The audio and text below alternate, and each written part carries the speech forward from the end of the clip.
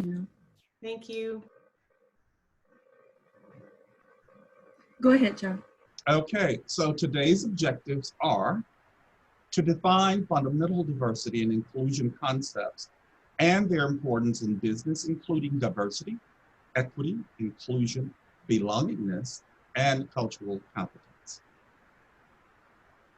To introduce participants to concepts that allow them to begin exploring their own unconscious bias. To explore ways in which participants can help create a more inclusive workplace in their organization. The self holds multiple identities. The self holds multiple identities. Often when I'm engaging audiences, I often ask, did you bring all of yourselves, your identities with you today? And then I wait for it and people will look rather puzzled and go, well, what exactly do you mean?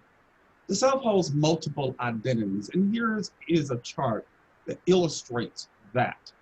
So the dimensions of diversity that the self holds. First is the internal dimensions. And we often refer to these as inherent traits or characteristics that are immutable, those which we come to the earth with.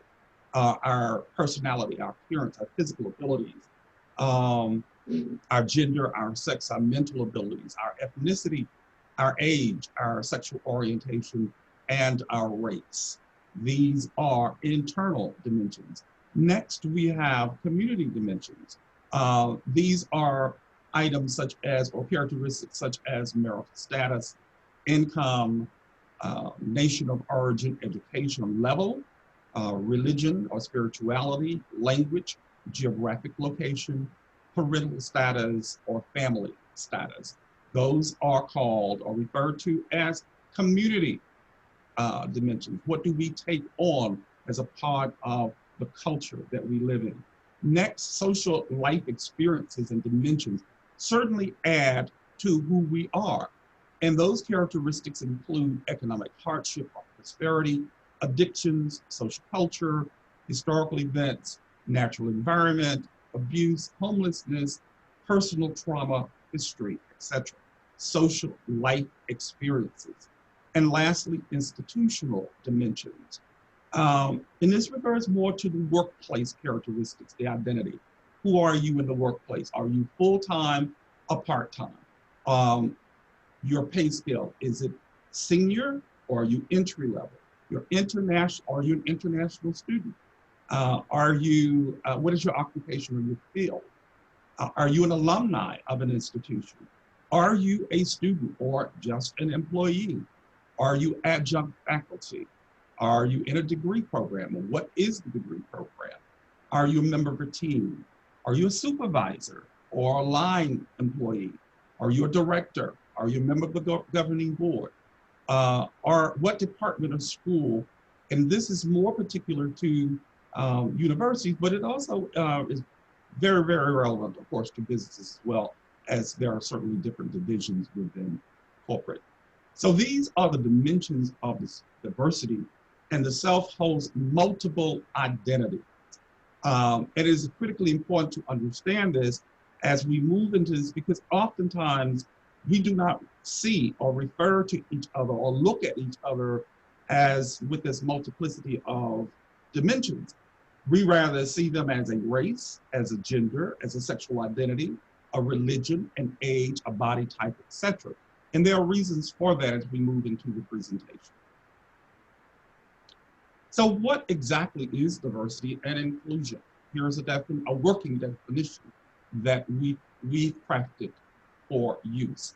The range of human differences, including but not limited to race, ethnicity, gender, gender identity, sexual orientation, age, social class, physical ability or attributes, religious or ethical value system, national origin, and political beliefs. So this is a working definition. And often I like to say, diversity simply means differences. But to talk singularly about differences without including similarities, because similarities are those points of intersection, of commonality that allow us to address those most difficult areas of difference. So, what is inclusion?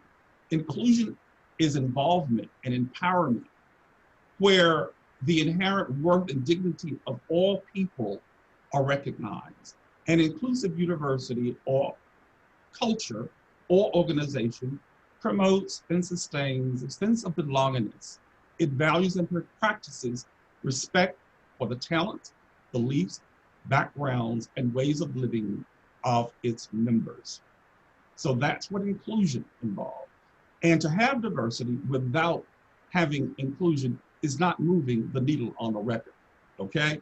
We have the record when we have diversity, but how are we utilizing it? And so inclusion is critically important when we have established demographic diversity. What is equity? Okay, equity, and this is critically important, is in tandem with, you have diversity, you have inclusion, but how are you treating people? So equity is the guarantee of fair treatment, access, opportunity, and advancement for all students, faculty, and staff, while at the same time striving to identify and eliminate barriers that have prevented the full participation of some groups. And so that is critically important. I often say we were intentional in the outset of this country to disenfranchise certain groups by race, by gender, ethnicity, religion, etc. So we must be intentional in guaranteeing that they are treated fairly and are included and are treated fairly. And further, it is the principle of equity, or the principle of equity acknowledges that there are historically underserved and underrepresented populations, and that fairness regarding these unbalanced conditions is needed to assist equality in the provision of effective opportunities for all groups, or to all groups. So let's be clear about that. And some people, you would like say to ask the question, what does that look like? Many, many years, what's been in place is the laws of affirmative action, which has benefited tremendously both race and gender in this country, documentedly so. Next, what is belongingness? Okay, this is critically important as well. So, you know, this whole area of diversity has developed over the years. So we've gone from multicultural to diversity. Then we added inclusion. Then we added equity. And so what this last one is that what's critically important is, you know, Georgia State has over 10,000 employees, for an example. Now, does every employee in the workforce feel as though he or she belongs? And you could similarly ask that of students. You know, with this 57,000+ student body, Georgia State is recognized as one of the nation's most diverse student bodies demographically. Does our workforce reflect our student body? Not yet. And particularly as we look at the hierarchy of within the organization of leadership, that is definitely a challenge. And when we look at faculty, there is definitely a challenge. And so therefore, what is belongingness? It is an innate sense of psychological and emotional security that allows people to be their authentic selves and contribute in their own unique way. And this literature pretty much evolves out of the LGBT psychology, the authentic self. Be all of who you are. Because when you try to hide certain aspects of who you are, and this could also apply to race, I'm thinking particularly of mixed race people, okay? You need to be authentic and acknowledge and embrace all of who you are, because trying to expend energies, physical and mental energies in hiding hinders the total productivity of the individual. So be mindful that you need to bring all of who you are. And you also setting examples for those people who may still be struggling with their sexual identity or their racial identity. When more of us are true to who we are, it sets an example and says, yes, it is challenging, but you absolutely, for your wholeness of self, must recognize and embrace the authentic self. So belongingness is also a mindset characterized by being able to be authentic, knowing you matter, and that your voice is essential. Belongingness is feeling accepted as though you fit in. Okay? And these are the basic terms today that we're going to be using in this presentation. What is cultural competence? Whenever we do this work, we're always, particularly in workforce, we're always striving to have employees be as culturally competent as possible. And you'll hear the word cultural interchange with the word diversity. Diversity competencies or cultural competencies. And this simply refers to the ability to understand, appreciate, and interact with persons from cultures and or belief systems other than one's own. Cultural competence. Myself in relationship to the globe, to the universe, and other people, similar but different. Why is cultural competency important? It is the absolute business imperative. Whether you're in corporate America, your institutions of higher education, you're in industry, you're in government, cultural competencies in today's market, I dare say even in your personal relationships, many families are mixed today, mixed race, or mixed gender. So cultural competency is an imperative, and it is the business imperative. And that speaks to the global marketplace demands that companies hire employees who are not only diverse, but have had diverse experiences and are comfortable working with populations, clients and coworkers who are different from themselves. Oftentimes when I was teaching the intersections of diversity course, I would hear marketers or marketeers who would say, we come to recruit from the university for academically astute, but we also want culturally competent graduates. And we expect that in the consummate product of a student graduate that you send to us. So that's the business imperative. And in this inherent, in this cultural competency, why it's important, are transferable marketable skills. Employees who are culturally competent can more effectively communicate, network, and work in multicultural teams, okay? So cultural competencies for a diverse workforce. What are cultural competencies? So first is awareness. Awareness speaks to the extent to which an individual is aware of his own cultural worldview. As I said, what is culture defined? A set of values, beliefs, and practices. Who transmits those cultures? Those beliefs. That is social institutions, beginning with the parents, the home, the community, schools, media.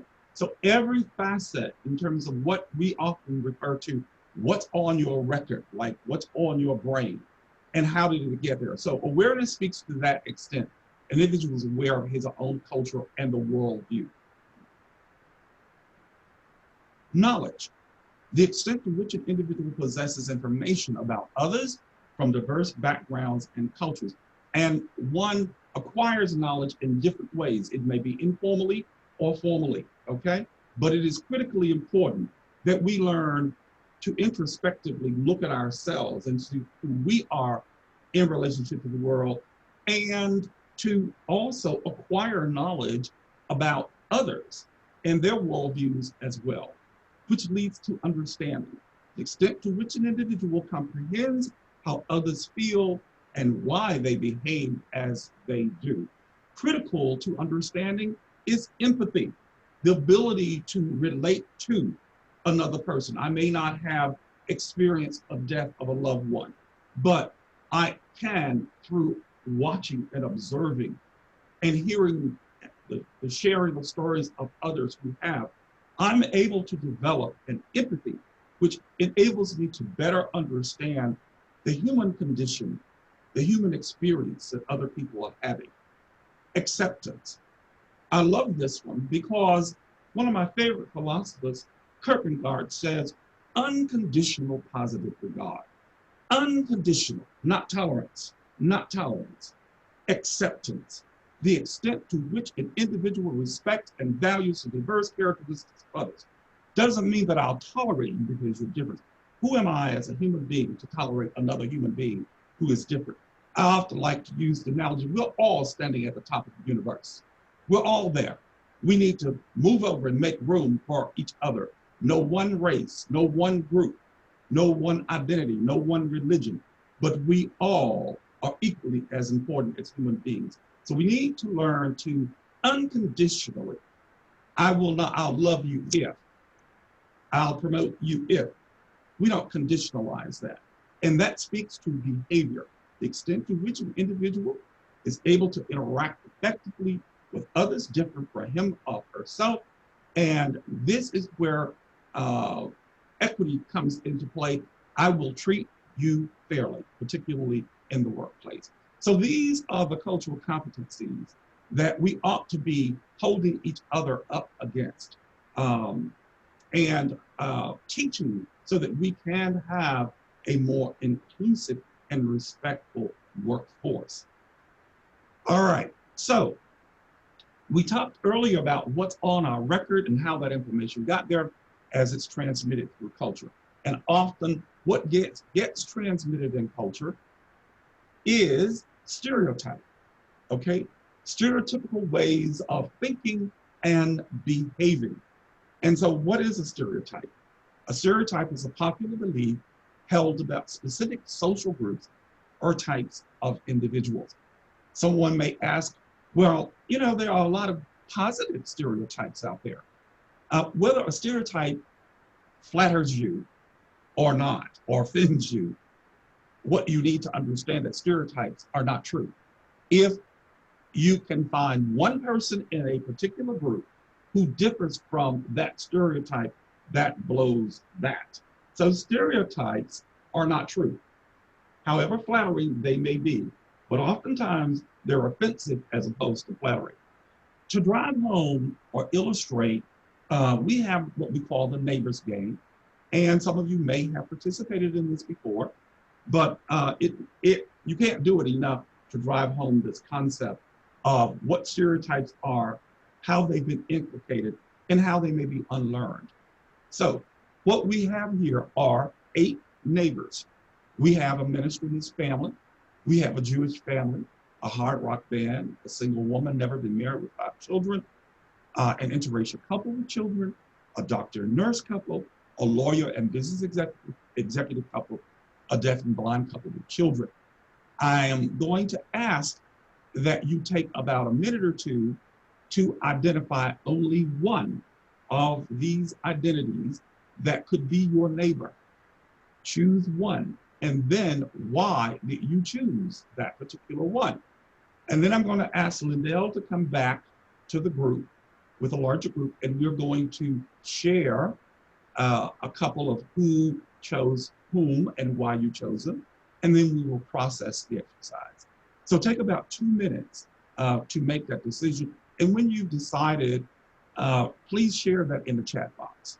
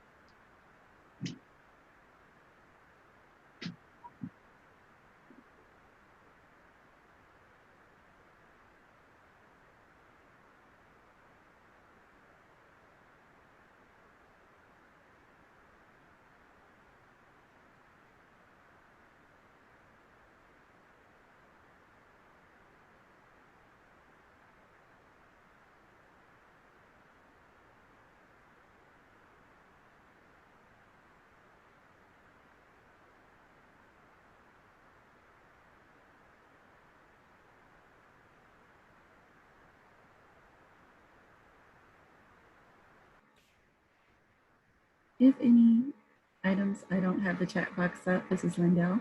So if any items have come into the chat box with the designated person, please share those because we want to move along in the interest of time.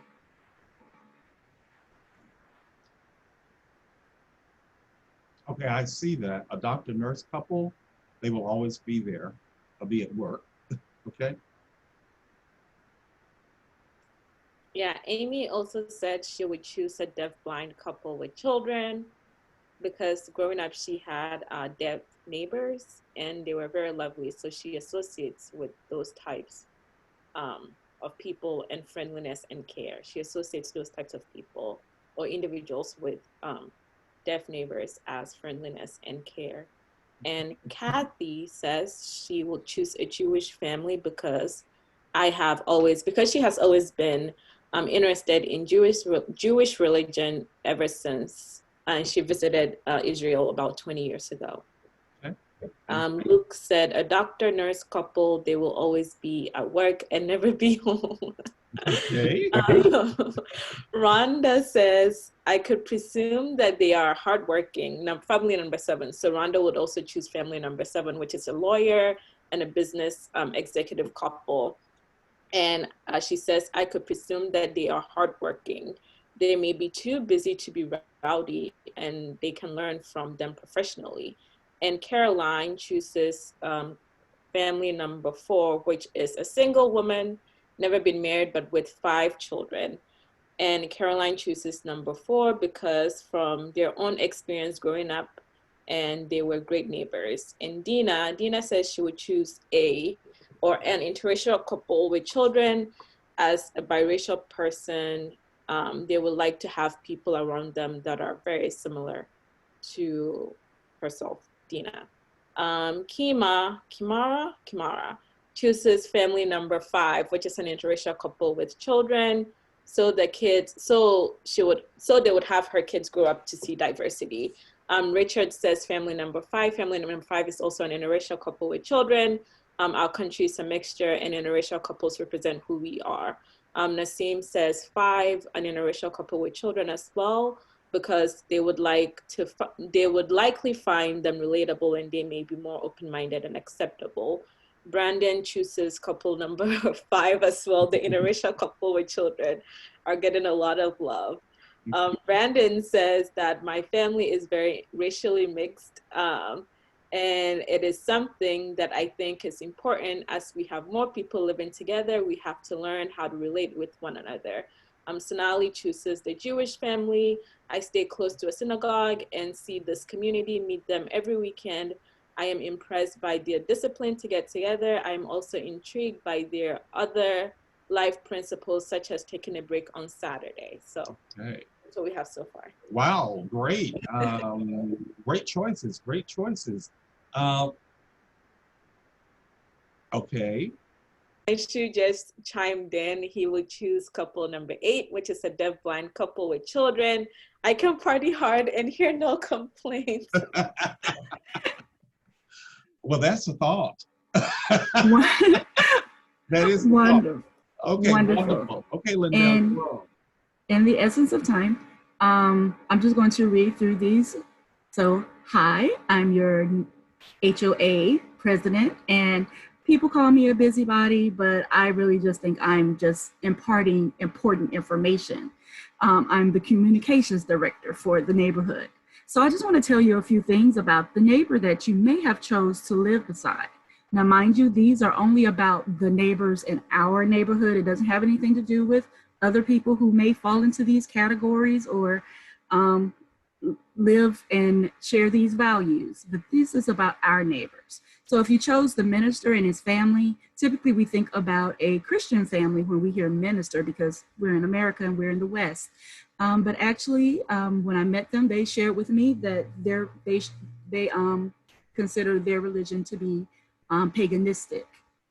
The Jewish family, they actually are recent immigrants, and they are very quiet and they keep to themselves, but they do keep true to their Jewish values and the religion that they practice.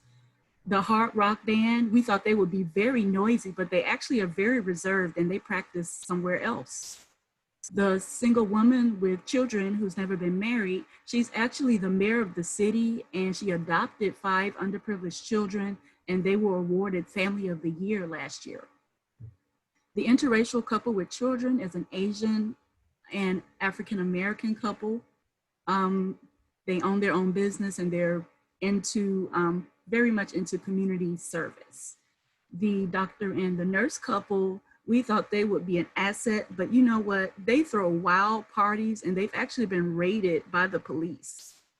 The lawyer and the business executive couple, we heard that they support extremist groups. I don't know what groups, I don't know extreme to what level, but it was just told to me that they support extremist groups. And the deaf-blind couple with children, they're very wealthy, their children are grown and successful, and they very much make sure that they give back to the community. Those are your neighbors. Welcome to the neighborhood. Okay, all right. Some of them, whoever your choice was, may be aligned with what you thought, their perceptions, and perhaps they did not. But what that does is, what the takeaway from that particular exercise is, do not judge a book by its cover. And we do that all the time. When we meet someone, before we even exchange names, we've already psychologically sized up those individuals, okay? We need to stop doing that consciously, intentionally, because oftentimes what we have sized up is not necessarily true, okay, but is a stereotype. And as I said, stereotypes are negative, often negative, broad sweeping generalizations, which leads to bias. And that bias may be conscious or unconscious. But so when we talk about unconscious bias, what happens is when you make spontaneous judgments about people or situations based on your past experiences, culture, background, or exposure to the media equals unconscious bias.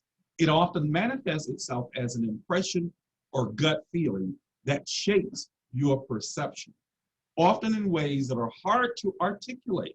Well, it's just something about that person that I just don't like, or I don't trust, or I don't feel comfortable with. These hidden preferences or prejudices can affect nearly every decision you make. So liken that in the workplace and workforce, and particularly if you are a manager, how that influences, could possibly, your unconscious bias could influence your assessment of another person, okay? Reality check perceptions.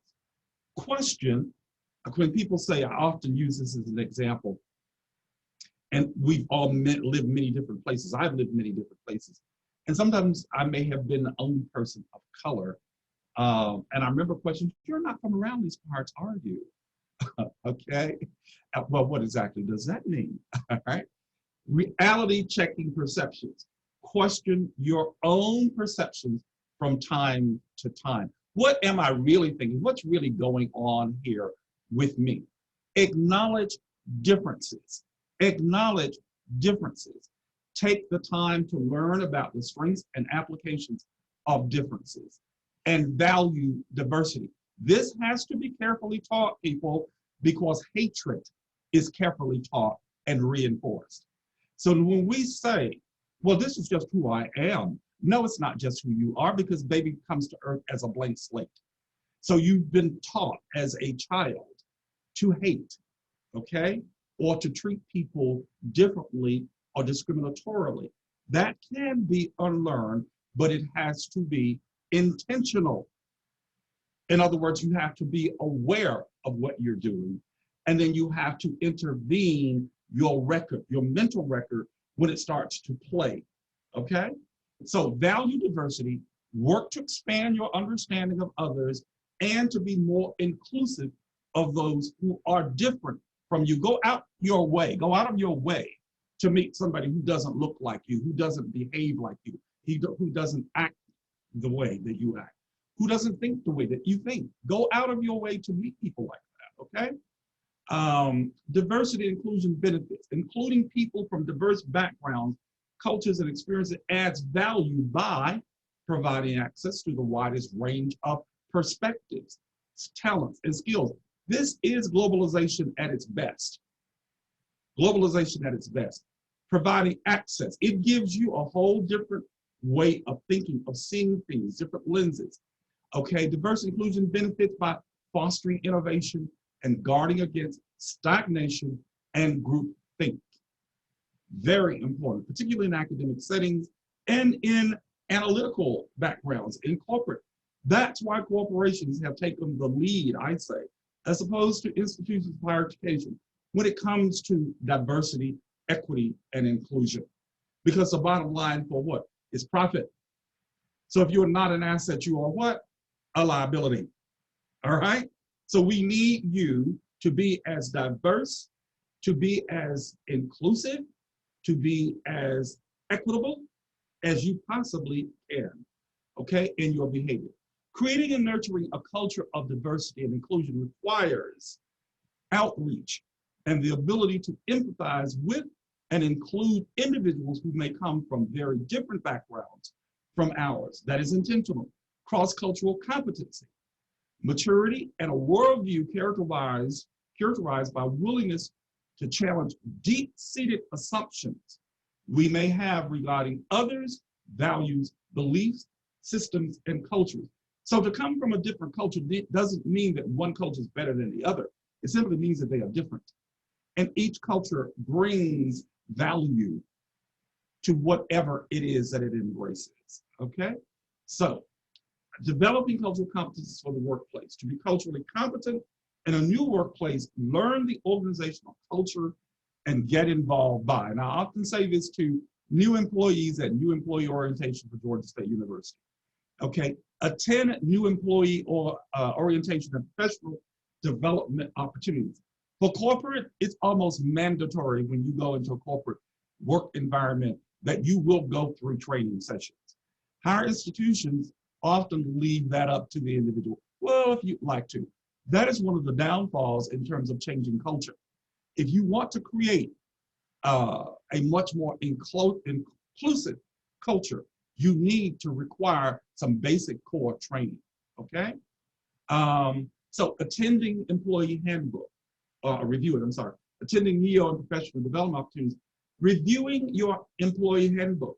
Everything is online today for the most part. And I tell employees, make sure, because those are rules and regulations and guidelines that we must all abide by. You're not being aware of that is not an excuse for not knowing. You're still held accountable for knowing what's in that handbook when it comes to policies and procedures that govern. Reviewing organizational structure. Know the hierarchy of your institution or your organization. Who's at the top, and learn something about their personality, learn something about their quirks, etc. This will help you navigate your way in an organization, okay? Researching organizations' commitment to diversity and inclusion. For example, official diversity statement and programming. I often am called upon to come and do these kinds of presentations in graduate classes. And one of the first things I advise new employees about to enter the workforce, make sure you check that company and see if they have a diversity statement. No company today worth their salt would not have this somewhere. And if they don't have it, you may want to reconsider whether you want to work for that company or not, okay? Join an employee or business resource groups. For an example, affinity groups, diversity champions, or other resource groups. We in higher education, Princeton University was the first institution of higher education to develop and implement affinity groups. This is typically something that corporations do, and you will find them quite pervasive in corporate America. But Georgia State, our provost, new provost, has begun affinity groups for faculty. Our office has begun to establish them for staff. And what are affinity groups? Affinity groups are groups of people who have something in common, a trait, i.e. their race, their cultural background, where they come from, the state that they come from, their sexual identity, their religion, their single parentedness or single individual, whether they're married or they're single or they're parentless, etc. Affinity groups can be almost anything, although albeit they typically reflect those protected categories of race, gender, etc. But the intent here is for those groups in the workplace, given the organization's mission and its goals, particularly around diversity, is to help ensure that that company or that organization is reaching people who look like them in that affinity group. Okay? So they serve a very critical purpose. And more institutions of higher education now are following corporate lead in developing affinity groups. And you hear them referred to as affinity groups or business resource groups or employee resource groups. In addition to that, what I'm sure you've heard of, if not, diversity champions. Our Office of Diversity Education Planning is reaching out to the larger GSU community workforce and encouraging them to sign up with our office to become a diversity champion. We're also reaching out to various colleges to ask the dean's office if they could identify 2 diversity champions, people who really have a passion, or I say people, employees who really have a passion around the development of diversity, equity, and inclusion. And this group will work with our office to make sure that the university accomplishes the goals that it has set for itself around diversity, equity, and inclusion. And so that explains in terms of what our resource groups are and our diversity champions.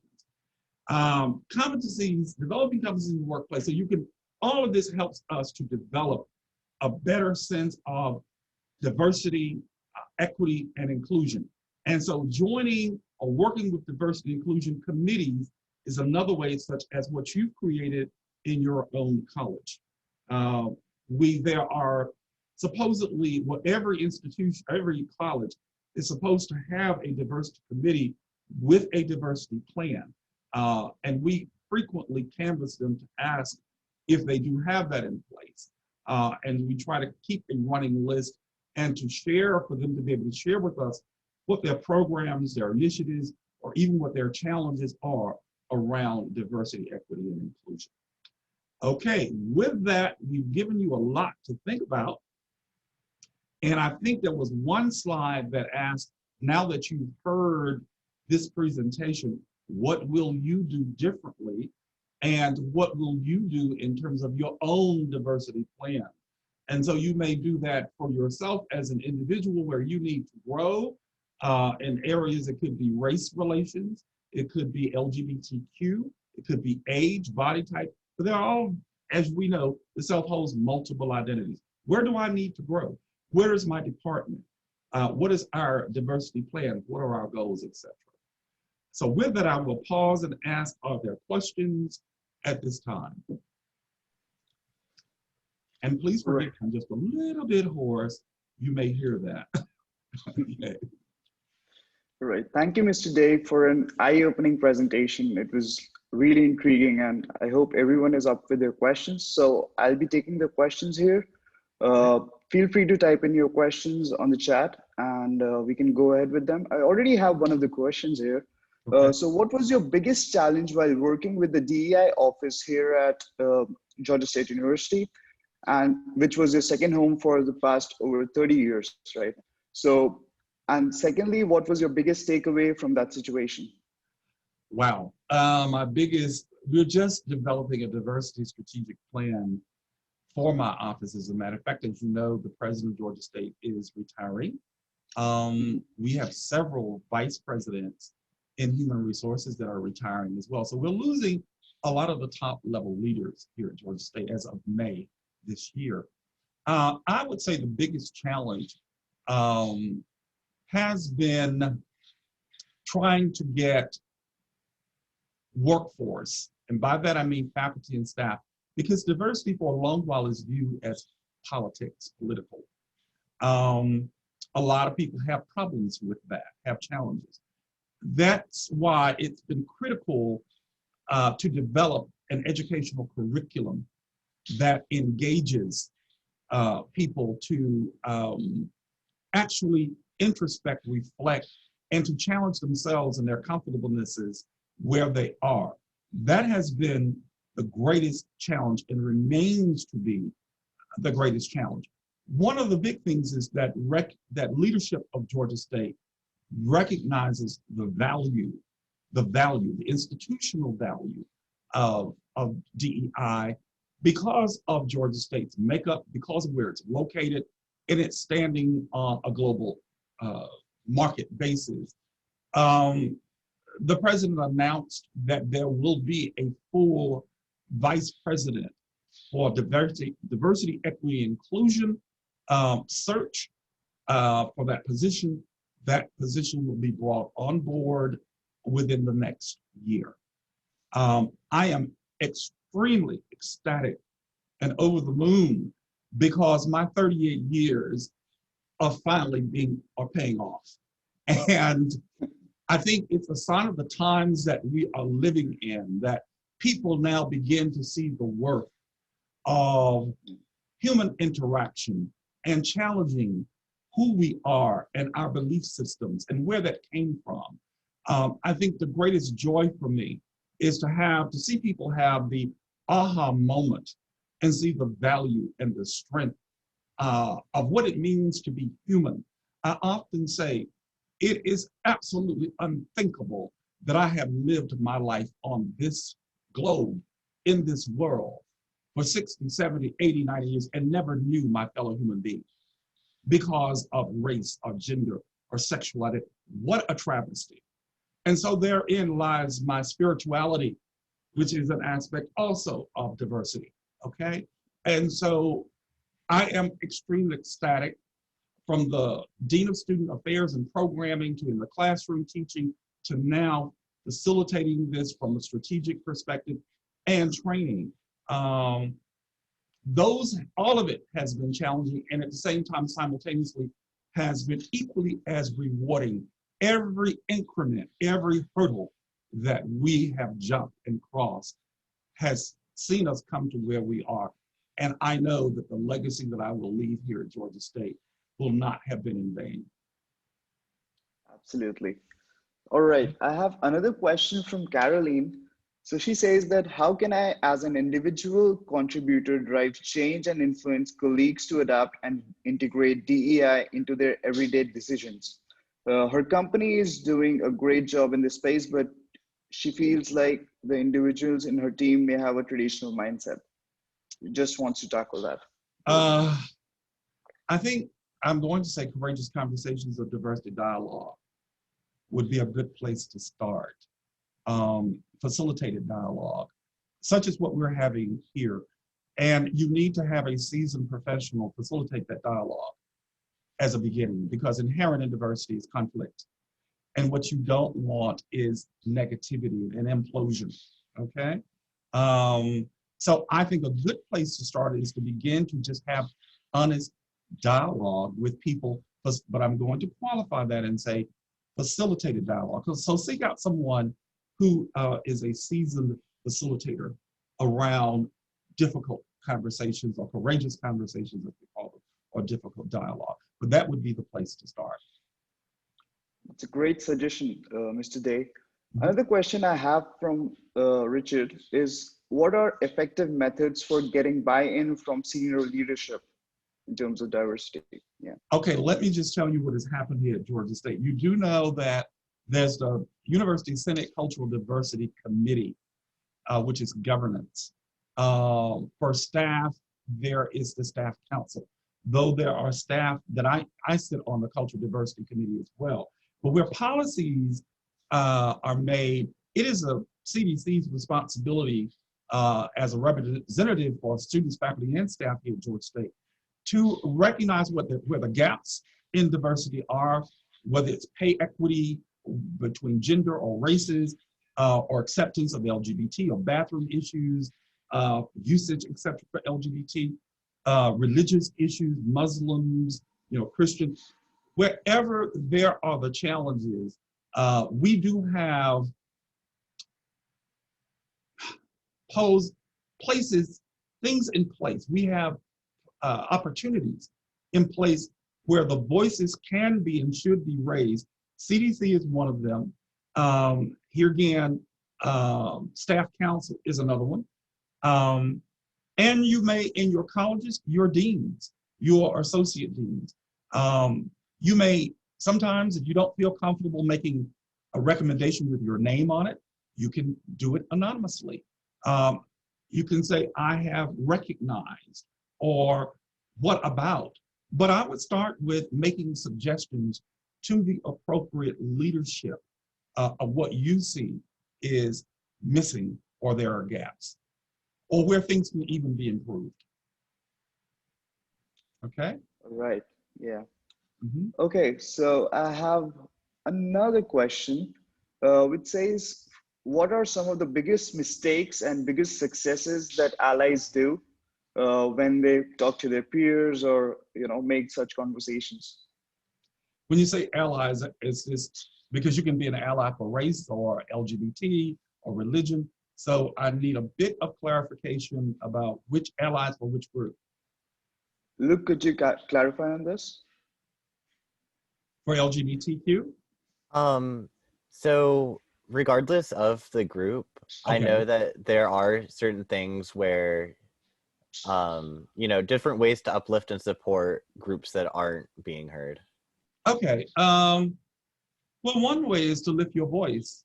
The first start would be to lift your voice in support of said group. Okay. When there are discussions taking place and stereotypes are being promulgated, intervene that. And there are ways that you can do that by saying, well, I respect your viewpoint, but it has been my experience, differently. So it's a skill to be able to intervene difficult dialogue or conversation, particularly in microaggressions, for example, in the workplace. And I hope we do a wonderful session on microaggressions. And that's around the allyship and what are they saying about the Mexicans, the gays, the lesbians, the blacks, the women, the this? What are they saying about them? How do they treat them? We all encounter microaggressions in our workplace. And how do we deal with them? Do we respond to them? It depends on the setting. If your life could be in danger, you need to consider that. Okay? You would not respond. All right? But if it's in the workplace, you still make the choice. How am I going to respond? And I often say to people, particularly if it's your supervisor, and sometimes it's your supervisor, ask to speak with the person after the meeting is over so that there isn't confrontation or you're making the person feel bad or look bad, okay? And be clear about why you are being an ally or you're intervening, okay? Not to put down, not to elevate self, but because that is wrong, essentially, very basic. It is wrong. And what are your expectations?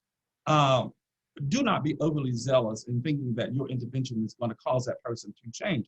They very well may or may not. It's going to take some time. But the more they hear people intervening and disagreeing with their positions, that's going to fade away. I think we can see that very well illustrated in this political environment that we live in and the previous administration and what's going on now. We are not lending voice to a lot of the absolute silliness and lying that went on, okay?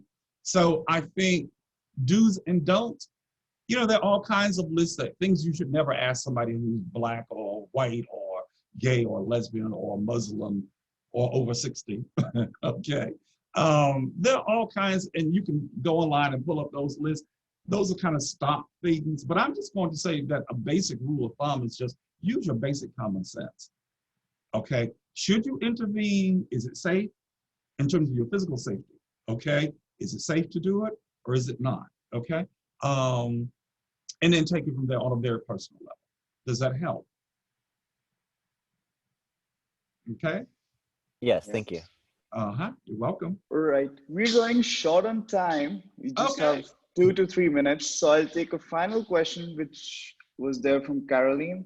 So, do you have any books or podcast suggestions in this subject? Like anything you could recommend? And then we'll move to Amy after this. All right. Well, what we have is a calendar, and I don't know if you're aware of our annual calendar. We put out every semester on our, and it gives, there are 12 different topics, and they range from everything from race to sexual identity to ally. We do have a session on being an ally, as a matter of fact. Um, and so what I would encourage you to do, and Lindell will give you the contact information for you to look at that. And it gives you the link. Oftentimes, it's the length of each session is about an hour. We give ourselves at least an hour, but a lot of them stop short of that, and with Q&A, because our goal is just to get the basic information out to people. And I will say that during this time of COVID-19, of virtual learning, our numbers have absolutely gone through the roof in terms of people requesting, because everybody's a captive audience, and it's increased our viewership and our patronage. So I have no doubt that out of the list, because we have a whole curriculum for LGBTQ, and we have a whole curriculum for the other development piece around race, ethnicity, and other gender aspects as well. So does that help? And we will also, as you very well know, we will customize to meet the needs of our clientele with conversation as well. So that's what we offer to you. But there are any number of, it's just a plethora, a huge of videos that are out there today on the net that speaks to everything, every subject that you can imagine. So you could just do a search as well, if it's around race, videos around race, around LGBT, religion, etc. And they're very well done. So, okay. And this is Lindell. I'll just add quickly that we will include that information to Amy to get out to everyone. Okay, we'll do. All right, Mr. Day, thank you so much for joining us. This has been a very powerful presentation. Wow. We want to close saying that the journey to diversity and inclusion is ongoing. Yes. We hope today's event has you all feeling more informed and better equipped to further engage in these conversations. This is just the beginning, and we're going to keep bringing you events. There's so many opportunities at the school. To begin, keep an eye on your inbox, please. We will be sending you a feedback form as well as resources from today's presentation and beyond. Once again, please join me in thanking Mr. Day. So much information was shared and we're all better for it. Thank you so much. Thank you for having me. Thank you. And stay safe. You as well. Bye, everybody. Bye-bye. Hey, everyone. Bye-bye. Bye.